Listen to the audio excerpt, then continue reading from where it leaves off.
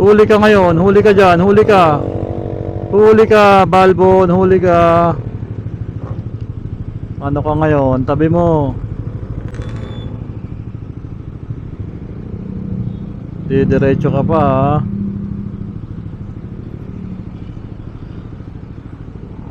ticket. Ticket ka, Balbon. Beating the red light. Problema, yung isa hindi niya hinuli. Yung nauna naka-red na, umabol pa yung bus, hindi niya hinuli. Yun lang. Anong nangyari? Okay, tingnan natin kung titikitan.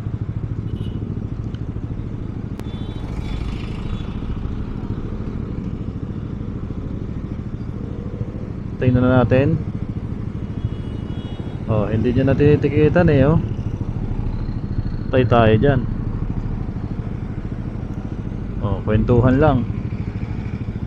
Kwentuhan lang.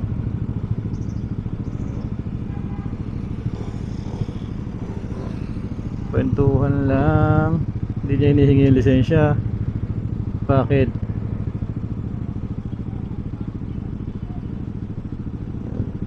Tikitan mo na, boy. Tikitan mo na. Dahil pang kwento may inabot siyang papel. Ano yung papel na yun? Hindi naman siya nagsulat na. Ba't may inabot siyang papel? Hindi naman siya nagsusulat.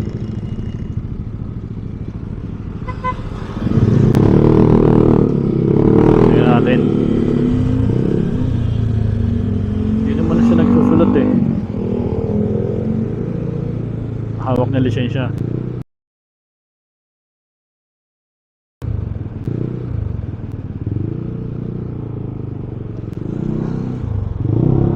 Tikitan mo!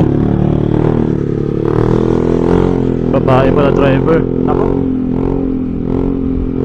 Malamang. Ayoko na lang magsalita. Problema kasi hindi niya tinikitan, hindi niya hinuli yung bus. Beating the red light din yung bus. Pero itong isa, hinuli niya. Yun ang mali niya. Sablay. Dapat yung bus doon palang pinara na niya naka-red na yung bus nung dumiretso tapos ang dami pang kwento, ang dami pang usapan.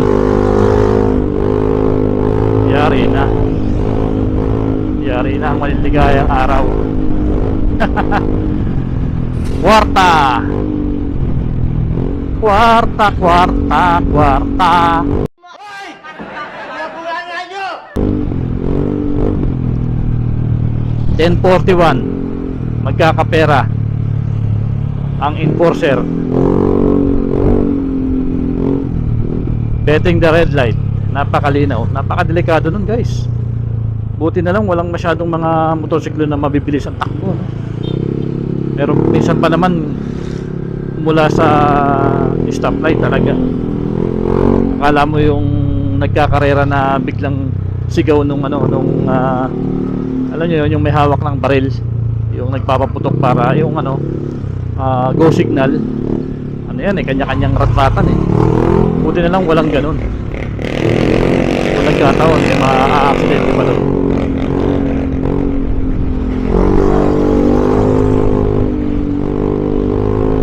Babae yung driver.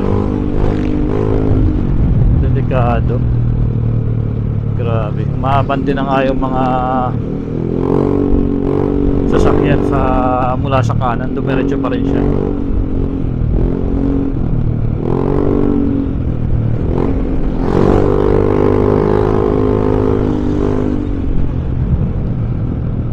(10:37) ang oras natin, mga kapuso. At tayo ay nandito na sa Pasita. Grabe yung oras, guys, sobrang haba. 10 to 10 ang schedule, 12 hours duty.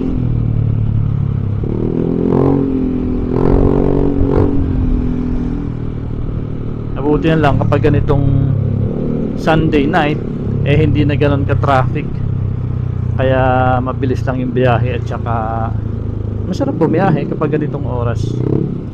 Maluwag ang kalsada, tapos malamig.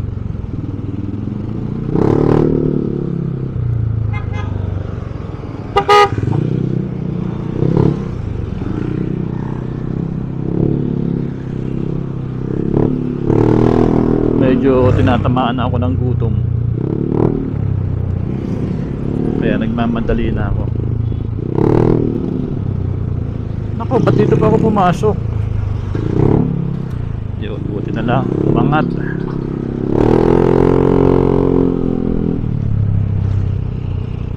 Bili na lang ako ng chicken dito sa may Andox, baka bukas pa sila.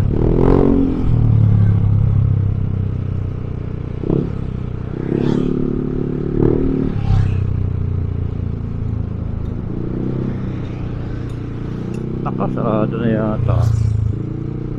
Sarado na. Bukas pa, kaya lang wala nang chicken. Wala nang fried chicken. Doon tayo sa kabila.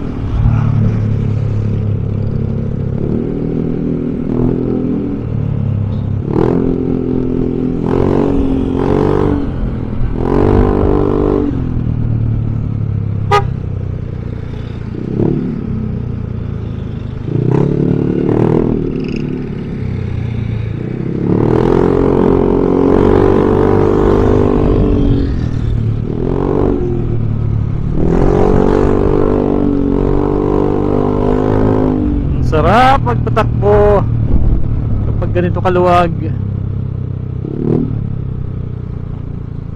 Ito ang mali sa negosyo nila, halos nasa kalsada na.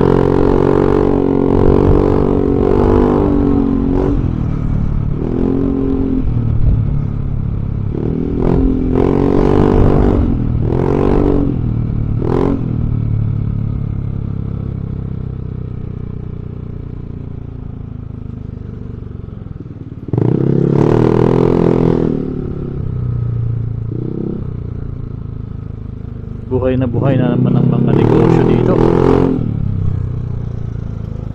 Sa tuwing sasapit ang Kapaskuhan, ang aming Christmas bonus aking inaasahan. Sa mga kumpanyang pinagtatrabahuhan, tunay natin itong kailangan, kaya ibigay na.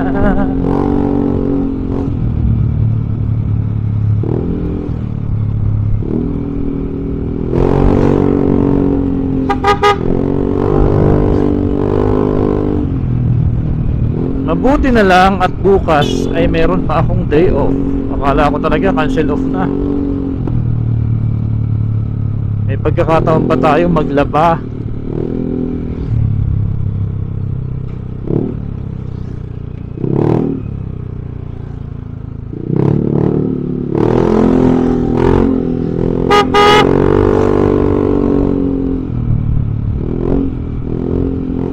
Ang bilis ng biyahe guys. Lumabas ako alas 10. From Tagaytay Road, 10:42. Diba? Bilis ng biyahe.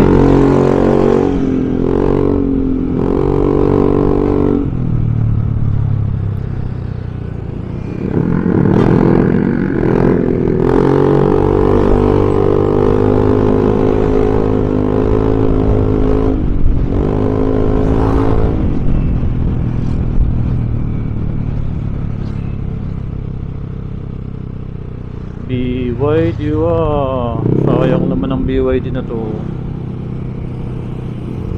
Punit ang likod.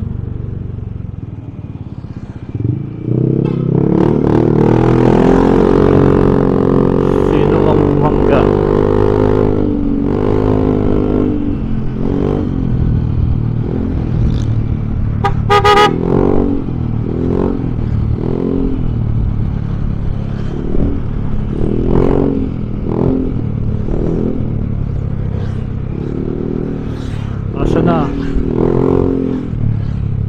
Nasaan na ang Andox? Ayun, banda-bandahan pa.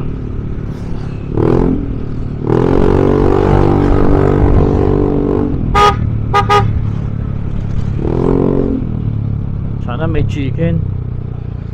Naka, wala na.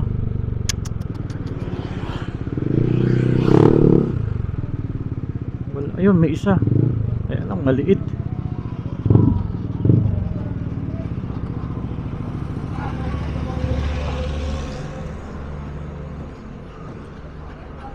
Wala na.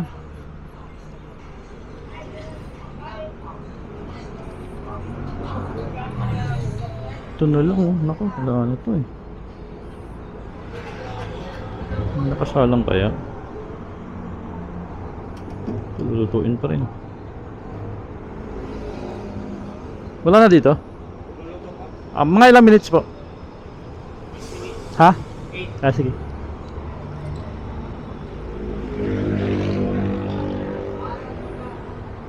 Patis. Umuwi agad sa bahay, ha?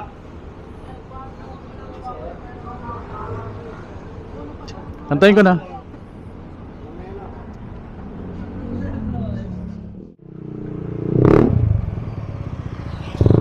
Alright, buti na lang nakakuha tayo ng bagong luto. Mayroon na tayong pang-ulam. Okay, tawid. Nakus naman. Lakad mayaman si kuya.